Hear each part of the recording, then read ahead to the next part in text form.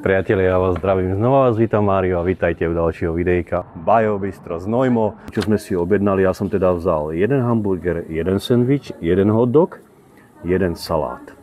A z tých snacků, tak som vzal ešte domáce cibulové kroužky, a ešte zemiakové hranolky, štedrovou omáčkou a papričkami a jalapeňos.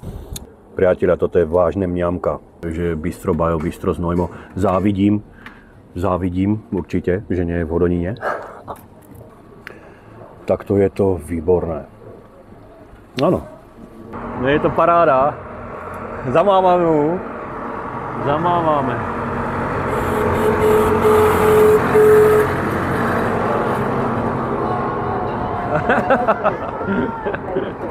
Dojdeme k nejakej peknej pamiatke alebo takto a ukážeme vám, ako to Znojmo tak nejak vypadá.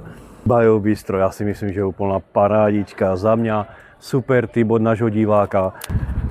Opusť sladký raj. Veľmi pekné. Veľmi pekné. Obchodiáčik Die. Aj tí ľudia perfektní, ako dobrý deň tamto, toto, že? Točíme takisto, ako keby ste tu boli vy. Na nič sa nehráme, točíme jednoducho, obyčajne. Ja si myslím, že tak by to malo byť, aby to bolo reálne.